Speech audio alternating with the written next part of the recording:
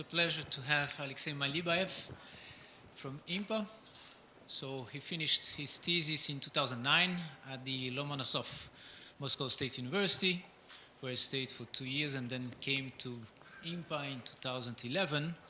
He won also prizes, so one from the Medium Porous Society, another one from the Elsevier for the best paper. So it's a pleasure to have with us Alexei today. Thanks, Alexei. And here is a... Well, that's a Russian one. Yeah, thank you. Well, thank you very much. Very grateful to for the organizer for this very kind invitation. And well, I congratulate everyone with 70 years of our institute. I'm really happy that I'm already on the second anniversary of that kind. What I'm going to talk is, we're working with fluid dynamics. So the idea, goal is generally predict the flow of the fluid. And today I will try to give a mathematical argument to say that what you see in a cup of tea, well, it's a tea because you see in IMPA between 3 and 4 o'clock in the afternoon we have tea. It's not a coffee. So that's an idea. So what I would like the idea I'd like to convey is this is a Markov process, and you cannot do anything better than this. So when you mix milk in a cup of tea, it's the best you can do about this process is a Markov. So in a sense, this is the only slide I prepared.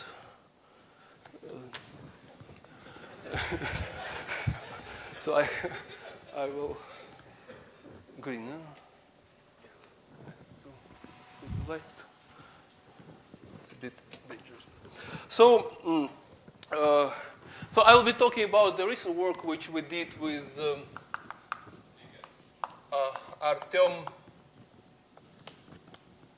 Rebekas from UFI. So that's university across the bay. And essentially, let's start just with a conceptual vision is the determinism versus randomness.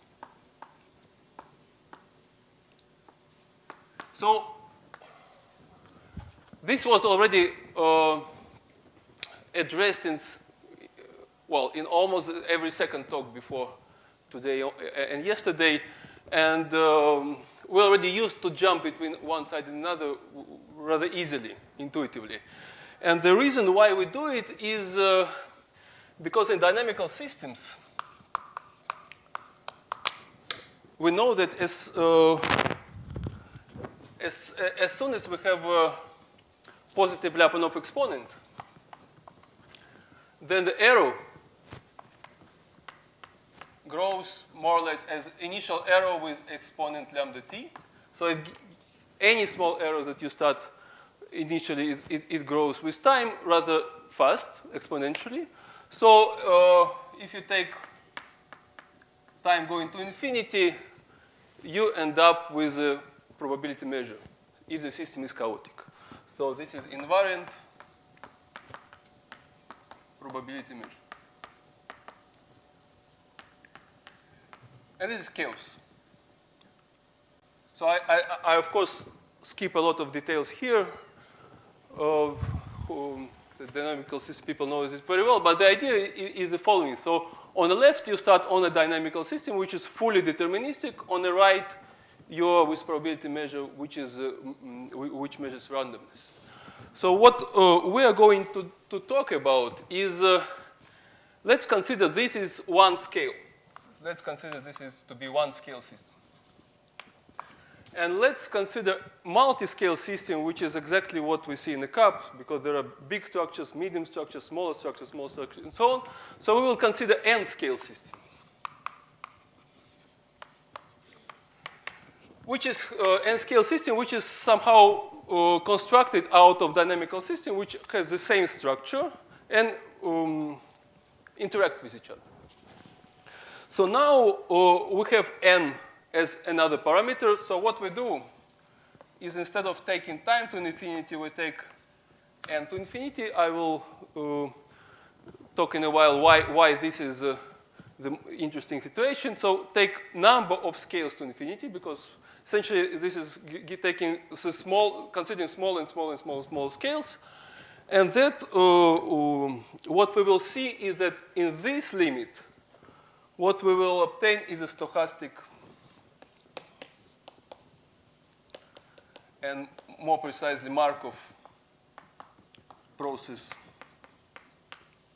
in time. Time was not touched. Yeah, so we have a Markov process in time, and this is what is we will call spontaneous, which is called spontaneous stochasticity. So this is a program. So just like Robert, if anyone has a question, just please be free to. So these two pictures, somehow what I should mention is that these two pictures actually were both envisioned by Lorentz. The first in 60 and the second is 69. Mainly in numerical analysis with some intuition. The first gave rise to the huge theory of chaotic dynamical system, which already to which the many generations of researchers in IMPA contributed a lot. And the second somehow did not go much to the mathematics, so it's known to physicists and meteorologists. So we will be talking about this second part. So first I give some physical intuition why something interesting happens, and then we go to the specific model already, the mathematics. So we'll start with a physical picture. So a physical picture you saw on this cup. So what you see in the cup is that you put a milk, so there is a big blob, then it starts rolling, it starts creating smaller blobs, starting creating smaller blobs, smaller, smaller, smaller. So this is this can be defined. So we have a larger blob defined, described by some phase variable u0 from some space. It has a size. It has a time, so turnover time. Whenever it rolls, it interacts with a smaller blob, u1, with a size L1, tau1, and so on, until it comes to the very, very tiny blob. So it's un capital, size Ln capital, tau Ln capital. So it's so tiny that from that moment, some physics changes. Essentially, physics changes by, so what happens is that viscous forces become important and noise become important. So viscosity does just stop the process because it just stop creating more motion to smaller scales, and noise gives you some unpredictability. And to give real numbers, so for the coffee cap is this coffee. This is 10 centimeters. But in practical application, like in meteorology, you may consider 1,000 kilometers, the size of the cycle. And this scale is 1 millimeter, usually. So there is huge range between the scales. Okay, so n is large. So we are tempted to take the limit. Okay, so why is this important? It is important because of the scaling. So the scaling in this problem comes through this. So scales. So scales are taken in geometric progression. So we have considered scales 1, 1/2, 1/4, and so on. And then turnover times are usually related to ln as a power law. So let's take just simplest power law, which is 1, but in principle it's some alpha. So they also decrease. So they also negative powers of 2, which means that the interaction time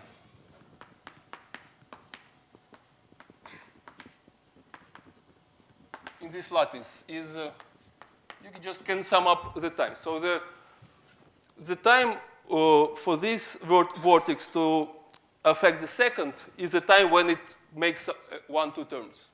This vortex affects the second when it makes 1-2 turns. And so on, but this is geometric progression. So if you sum up, this is smaller than 2.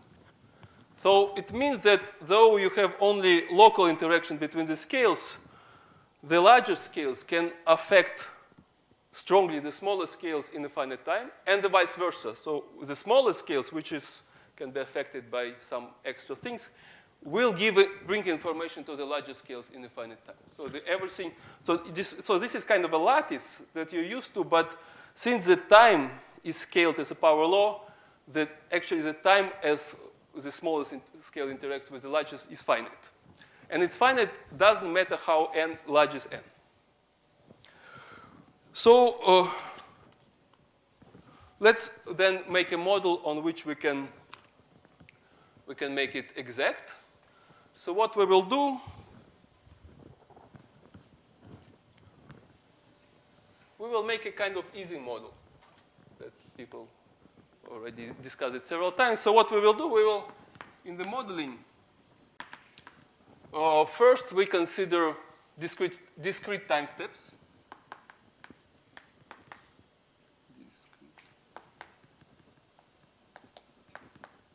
So time step will be taken just as a turnover time. And then what I also want to do is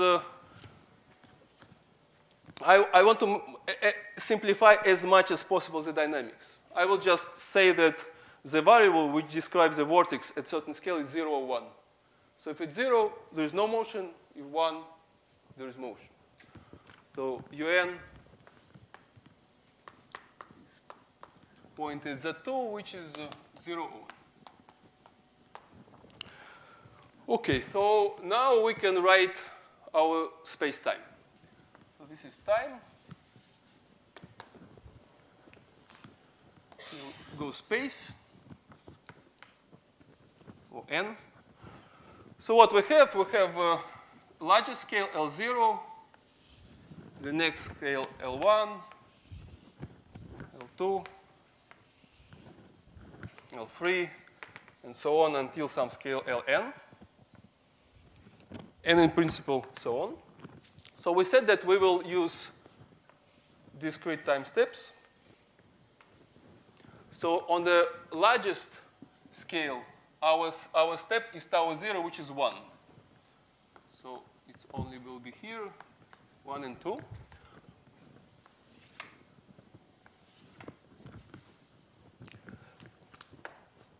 On the next scale, the step is twice smaller.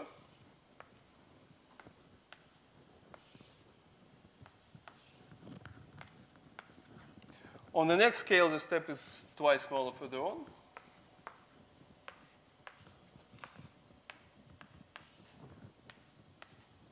And so on.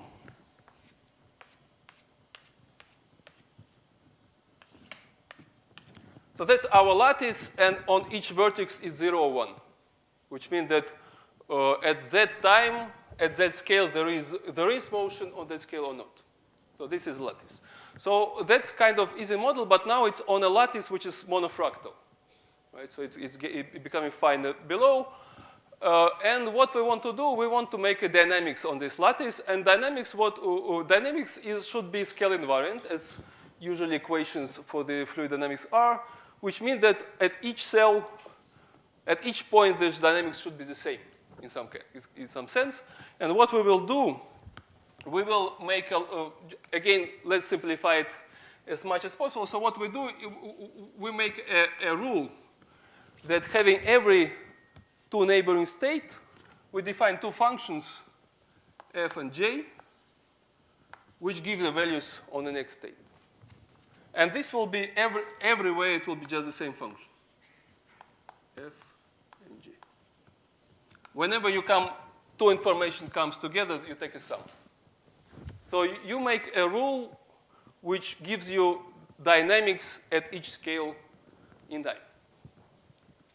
So that's kind of toy model for Navier-Stokes equation, if you want.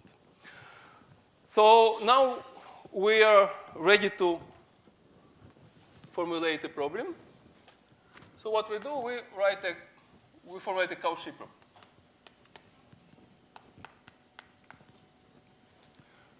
The Cauchy problem is a combination of the dynamical system and initial condition. So first we have dynamics.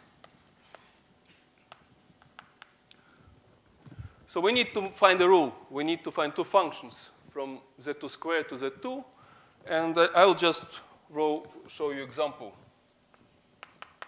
So for example, one example what you can see is that the 0, 0 goes to 0, 0. Then 0, 1 goes to 0, 1. 1, 0 goes to 1, 1.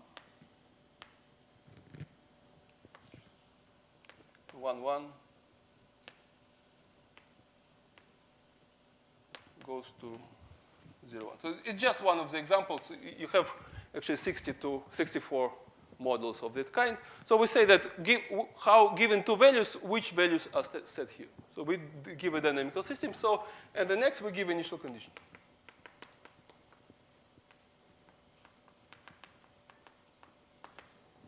So un at time 0 is certain an for all n.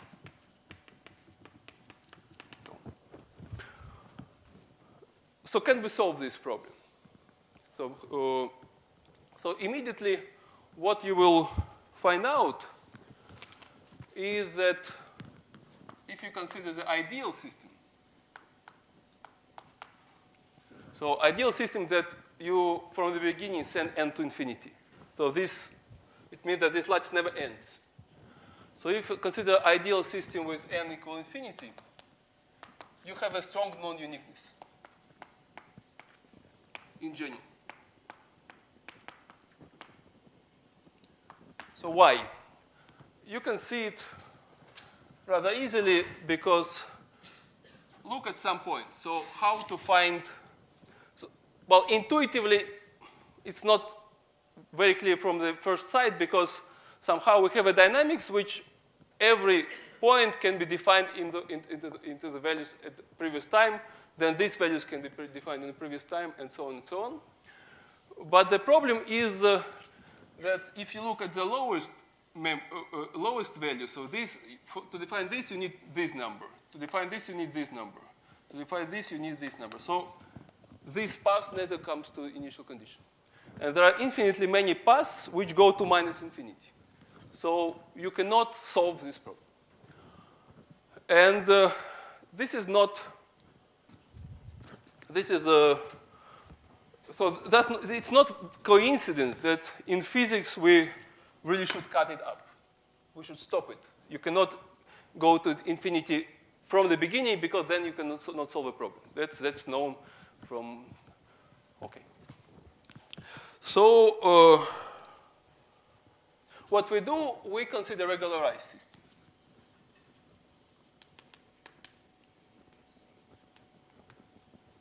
So what viscosity does, viscosity kind of stops all the motion before or smaller scale, so we just force it 0 here, below scale n.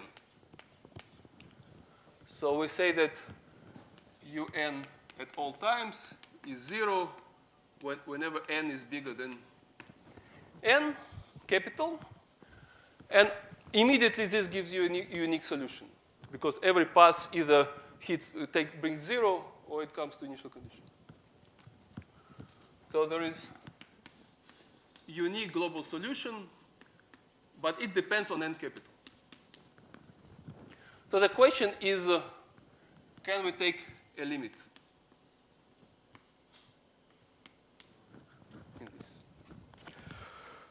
So that's pretty fast. So now we start with math. So first, what means, so now we actually will go to the language of dynamical system in the biggest part. So what we want to solve a system at a given time, given initial condition, which means that we have a map, mapping initial condition to the state at certain time. So the flow map. So we define the flow map. We call it Cn.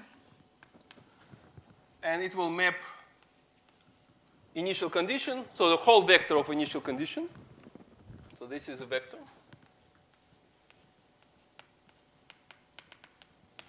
To the full vector at time 1. That makes sense because at time 1 you have the full vector, right? So our map will map this state to this state. And we have it uniquely. So the first theorem that you can, it's actually not this, it's quite nice to call it theorem, but it's very simple. And I will derive it to you straight away. So what you can do, because of self-similarity of the fractal structure of this dynamical system, you can express Cn plus 1 in terms of Cn. And how you do it? So this is time 1, this is time 0. Imagine that you regularize it at scale n plus 1. So you put in zeros here. So Cn plus 1, in order to define it, what you need. So Cn plus 1 is mapped from a left state to the right state. But now let's split it into the 3 pieces. So what you can see that this piece is exactly the same as the whole piece, but regularized at level n.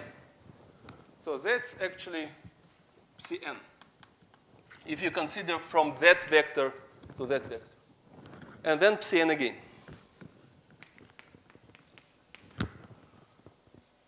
And then you're missing just one cell, which gives you 2 values given by 2 functions f and j. So this is a construction. So what you can write is that Cn plus 1 can be written explicitly as the what we call renormalization group operator in terms of the Cn. And explicit form is, so what you have to do, you have to make it twice. So it will be psi by psi. And then you need to get only piece of the vector here. So you need to shift and forward shift and backward shift.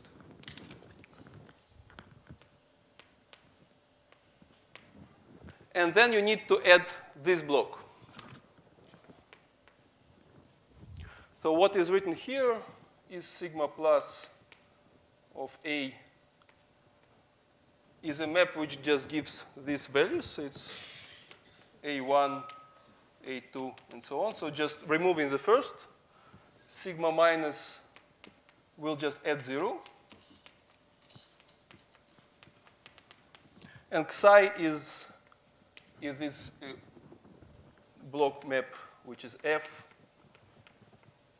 J, and zeros. So that's a main step. So what you see is that you can explicitly express the system with one more scale in terms of the flow map in the system with with n scales. And this gives you a dynamical system in number of scales. So what you have is that what we call implicit limit of n going to infinity is a dynamic, is a RG dynamics. So in a sense, psi at any scale n is just you take RG map, apply it n times to the initial system. So you have a dynamical system in n. And now you can prove the second result is that if this dynamical system has a fixed point, attracting fixed point,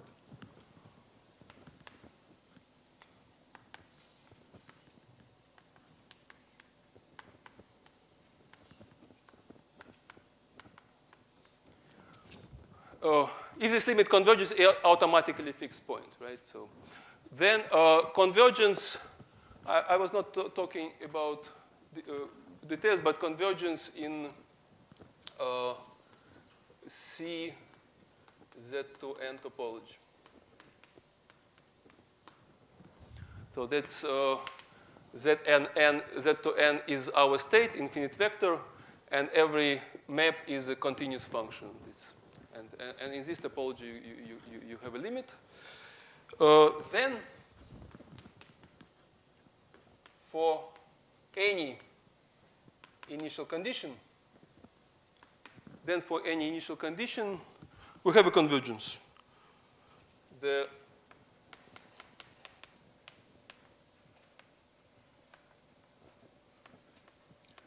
These solutions that we can define, these solutions that we defined uniquely, they converge. This is pointwise. Pointwise, essentially, it's in the product topology. So it's pointwise. They converge pointwise to a solution of the original ideal problem.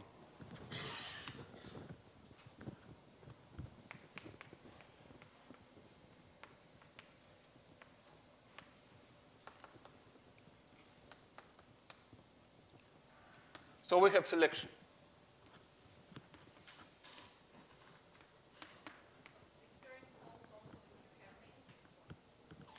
Well, of course, let's talk about it. So what do we have at the end?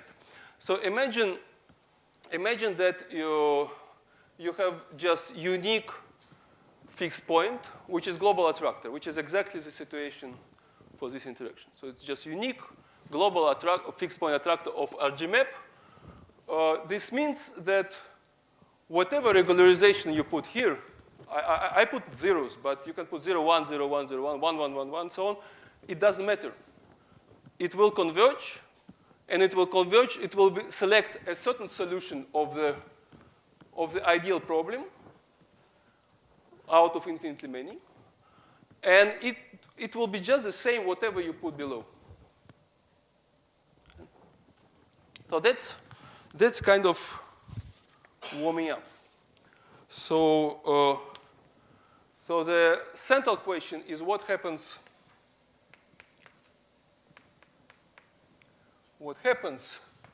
if RG dynamics is chaotic.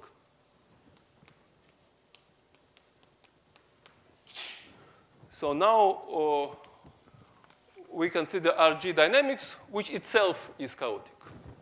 And we have a system where this is true. So what do we have? So now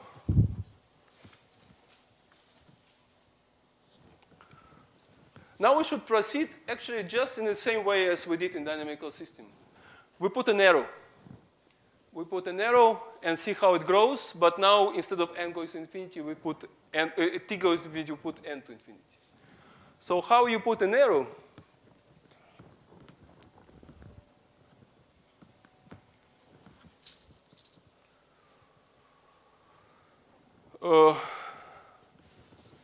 Instead of zeros, we put noise. And we have from physical point of view, we have a full right to put noise here at small scale. We have molecular noise. So we put noise. We put random numbers.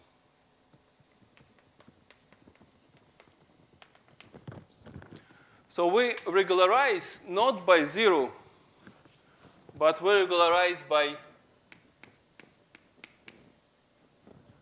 random variables, which is IID independent, uniformly distributed in time, some random variables.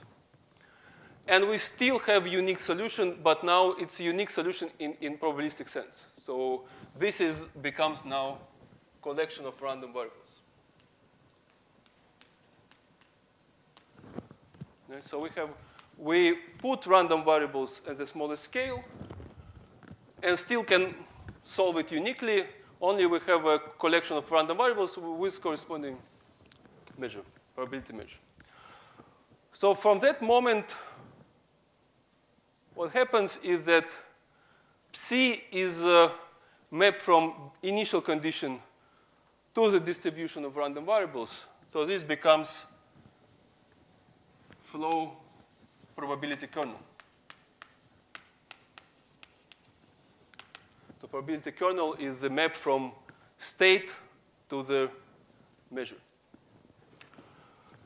And the rest is true. So what you see here, we can express the probability kernel in terms of the probability kernel with one scale less. And here you have understand everything in terms of probability. So sigma minus sigma plus, they should be Dirac kernels which correspond to the same functions. Composition is well defined for the kernels, and the plus just substituted by what? By convolution.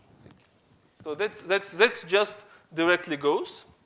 So what we have a RG dynamics on space of kernels, which is essentially same as having the dynamical system with noise, right? So we put noise and we evolve dynamical system. Here we evolve the kernel. And the theorem is just the same. So theorem is of course not the same. So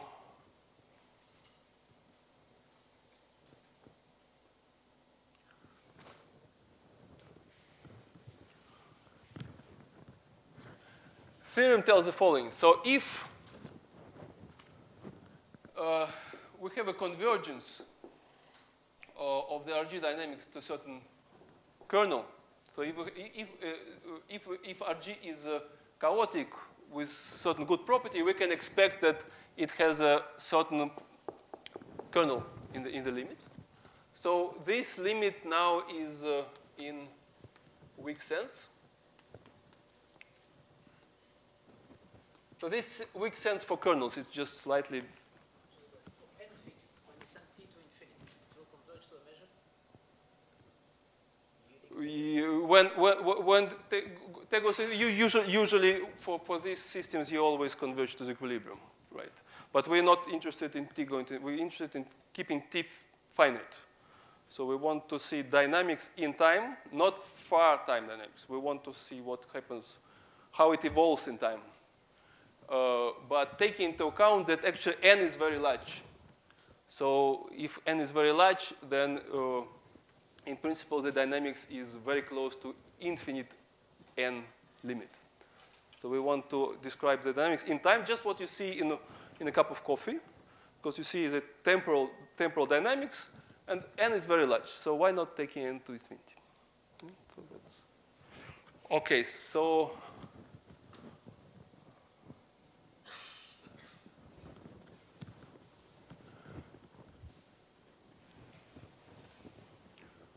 I'll write and then quickly.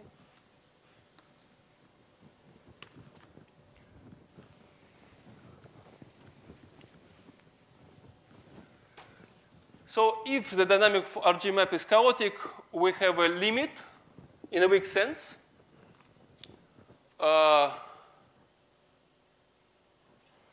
Then these random variables weakly converge as well in probabilistic sense for the measures, and they converge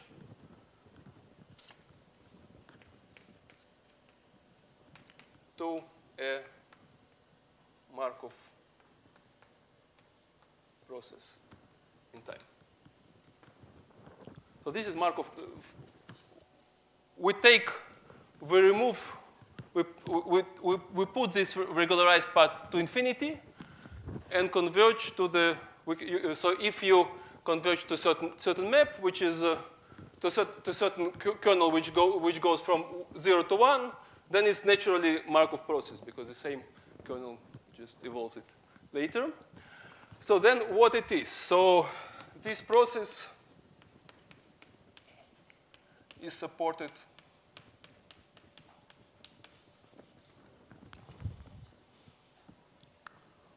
on a set of solutions of the ideal problem.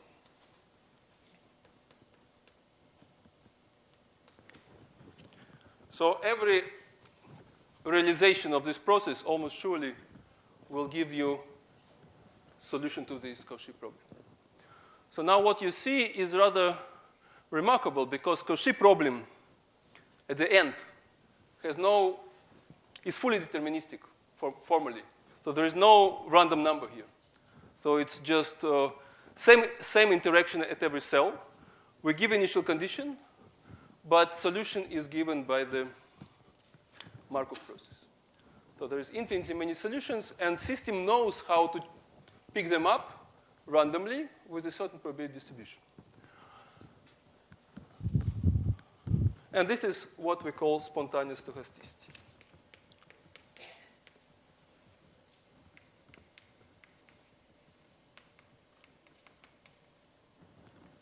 This is one moment, and another moment is universality. Universality is, again, if, in certain sense, this is a attractor, it means that it doesn't matter what random numbers you put here, as long as you are in the basin of this attractor. It means that the Markov process you choose is not determined by the noise. It's determined by the system itself. So we have a deterministic system which naturally carries the Markov process as its solution. So that's actually all. I can show some pictures.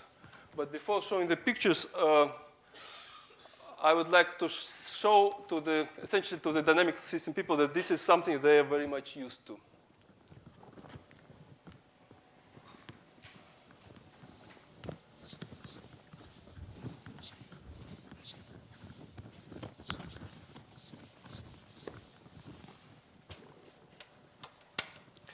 So we have a map which maps a vector to another vector. So it's z to n to itself. There is natural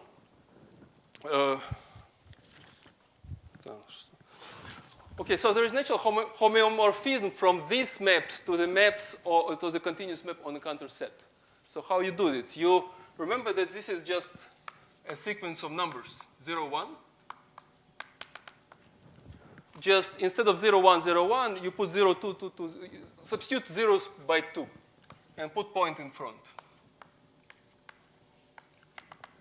So this is a point on a counter set, 1/3 counter set.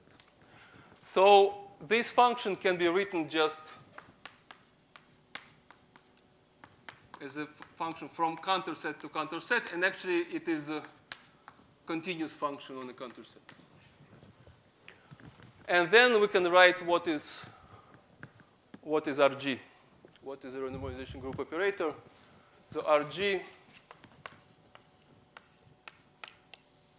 at point X is 1/3 C 3x plus C. And this, I think, well, plus, it's some special plus, but anyway, you can see that this is looks very much like, okay, Feigenbaum, Svitanovich,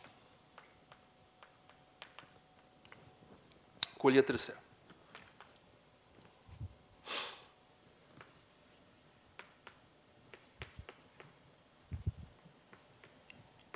I didn't miss anyone.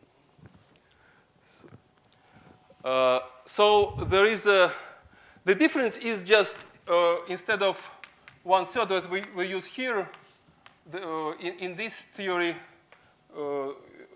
there is constant which is something 2.61, some universal constant. So essentially, what we have here is that the conclusion is that implicit limit, which means considering more and more and more scales in your system,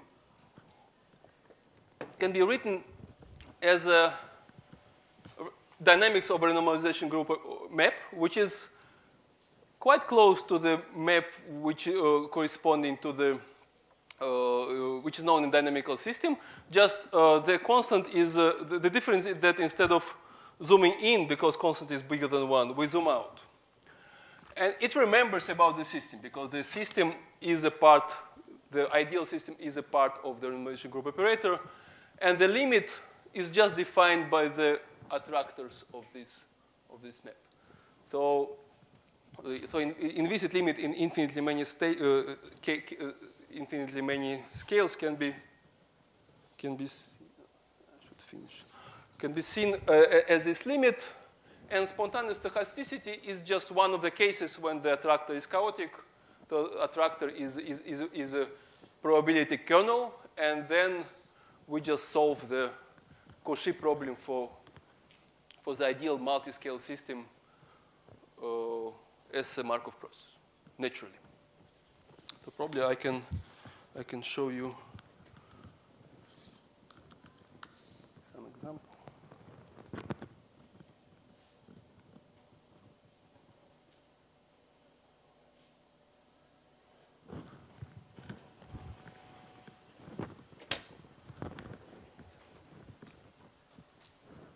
Okay, so that's the first example. This is example corresponding to this system,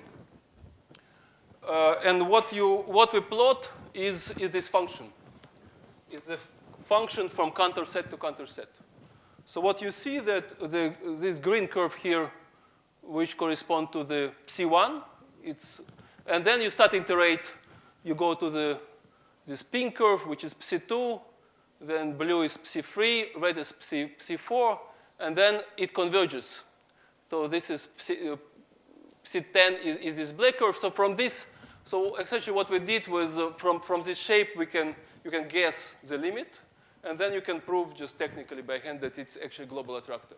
So it's a global attractor over the normalization group in that case, and the consequence is that whenever you have whatever initial condition you set here on the left, and regularized the system at very large n below, you have a very well-defined solution. The solution is, you see, so the solution happened in this first. So we just put one, it's very like cup of milk. So we just put the ones at the larger scale, and that it starts to trigger smaller scale, smaller scale, smaller scale, and then goes to some equilibrium. So that's unique solution that selected in the limit. But if you consider just different type of interactions, just put, I think it's just put in, just slightly change it. So there's 64 models of this kind. So what you see is that,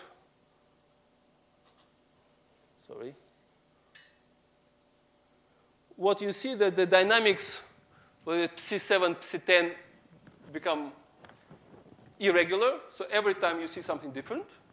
So here we already put these noise numbers. But whenever you take many realizations, you see that statistically they are converging. So we have a converging statistics. And what it means for solution is that every time you make realization, it will be different. So every time you put initial condition, the dynamics will be different. You can compute, for example, expectation value of each side. So this is the colored expectation value. So you have a random process, and this random process is well defined as a Markov chain. So we cannot prove it for this system, but there are systems for which we can prove it. So but essentially that's it. So now, just looking, certainly we are not giving any rigorous claim about the cup of coffee, but so what is the idea is that cup of coffee, and there are numerical simulations that was done by the Dmitry Banduk, who is a visiting student here, who show that when this convergence actually happens. So we have the convergence, which is weak. So it happens at different scales in different rate. So at which scale we have a convergence in turbulence if the noise that you put is a molecular noise? It turned out that it starts with 10 centimeters. So it starts with just with a cup of coffee, cup of tea, or bigger.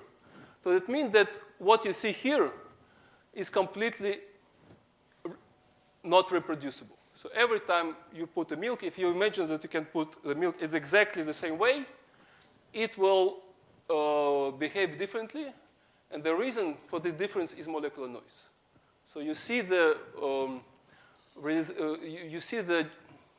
manifestation of molecular noise at the cup of coffee, at the size of the cup of coffee, at the largest, at the scale that you can see. So so that's unpredictability can be is triggered by molecular noise well, supposedly in a way that we describe in this way. So I think that's it. So thank you very much.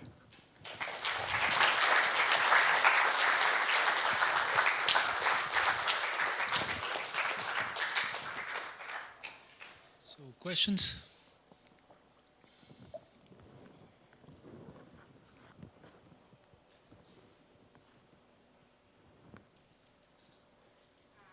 Thank you very much for a very interesting talk. So one question. So your motivation is the turbulence, yes, and this fluid motion. The model you described is discrete. Yes, so do you have any idea, is there an analog of the theorem about renormalization operator when the time is not discrete, yes, or the space is not discrete? So something which probably more relates to the fluid dynamics model. Well, certainly we didn't come to that, but just some idea. Certainly you can make this lattice as a discrete approximation of the, for example, Navier-Stokes equation. So discretizing scale is a standard procedure. So you use, for example, the wavelet decomposition, and discretizing in time, you take finite difference approximation. So you can even consider the continuous limit of this lattice. So probably this is a way how to proceed, but we didn't do it. It's not proved that if no. Okay. No, very little. All what is proved are conditional theorems. You see that we assume the convergence to something which is supposedly attractor, and then conclude. But proving that attractor exists and something converges to it is always a difficult problem. Yeah, but my question was more like in Navier-Stokes, yes, you have some scale symmetries which are probably like not exactly these ones which are here. So probably the relation is different, yes, for normalization operator. There are more relations because in Navier-Stokes you have like this with all alphas possible. Yeah. So do you know this relation for a normalization? No, this we didn't work on. Okay. So I didn't quite understand the thing you said at the end. So when does the molecular noise affect the dynamics? It's always, or it's only for some of these models, or you conjecture? So you see, if you believe that this corresponds to the cup of tea, then there is a statement that there is a convergence to the Markov process. Convergence is weak. So essentially, it's scale by scale. So every scale converges to the kind of that Markov process, but with different rate. And this rate we can just estimate numerically. We just can see at which scale it starts to happen. And what we see is that it starts to happen sufficiently far from the place where you regularize, because you don't regularize at infinitely far. You regularize at 1 millimeter scale. And you put a noise which is molecular noise, which is 10 minus 10. So what you can see is that it already starts to converge from 10 centimeters on. So 10 centimeters, 1 meter, 10 meters. So for all larger scales, they behave as a Markov process. Here, they still remember the microscopic details. But from here on, it already converged. But this is conjectured. Well, this is, I would say that this is numerical evidence. Okay. We can and you conjecture for every one of these models, say? For these no, 64 for this models, model, so for this model, we prove that there is a global fixed point attractor. So this is true. And then we have a class of models which is not on 0, 1. It's actually a model when we put a torus at each point, and then we use convenient ergodic maps from dynamical system, Arnold cat map, and then you can prove that there is a convergence in a probabilistic way, so essentially to global attractor as well, to global kernel. So this can be proved for some systems rigorously. Okay, but it should depend on the system or not? Of course, it depends on the system enormously, because the information of the system, you see this Xi map, is exactly what carries information about couplings. This Xi map carries information of these two functions. So every time you have a different system, you have a different renormalization group operator. So it's different. Probably what you're trying to go is to this renormalization group in phase transitions, right? So in phase transitions, the renormalization group operator does not depend on couplings. And here, renormalization group operator directly depends on couplings. So couplings are inside the renormalization group operator, which means that it is giving the attractor which is intrinsic to that particular system with that particular interactions. Okay, thanks.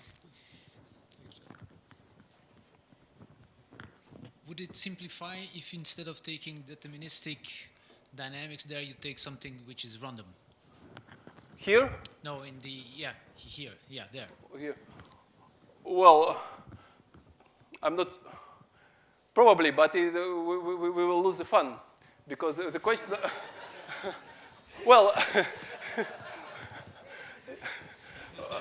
no, the idea is that, well, it's not joking. Our goal, what we have in mind from the very beginning is Navier-Stokes. So for Navier-Stokes, there are couplings on every place here, but they're all deterministic. The only source of the randomness comes from molecular noise, which is far away. So we consider deterministic dynamics and noise which we send away so that it disappears. So that's a motivation. But if you put randomness here, I don't know. Maybe it will change something. So if you, let's say that you multiply your noise, molecular noise, by some small constant, and you send this small constant to 0, can you show that you go to the original system that you described at the beginning, to the deterministic system? Like this, right? Yeah, something like that. Mm-hmm. So in that case, you want to consider double limit. Epsilon goes to 0 and n to infinity. So this is double limit.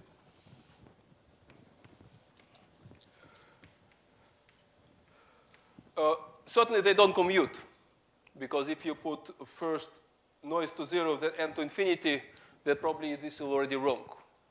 If you put first noise n to infinity and then epsilon to 0, this works.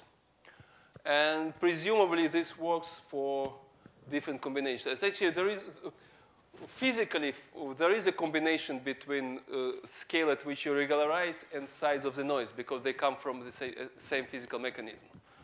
And the relation is a power law. So n is going to infinity as minus logarithm of epsilon. So there is some relation. And for this relation, we expect that everything should work. But because essentially, what happens? Something different will happen if the noise goes to 0 extremely much faster than n. Then something different may happen. But presumably, kind of what we see from numerics, that this is not the case for our application, at least. So here we don't put this. You see, here we simplify it. We didn't make. We keep noise. It's any noise, but kept fixed.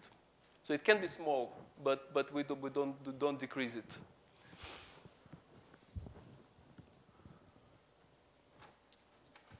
So any other question? Charles. Yeah. Charles.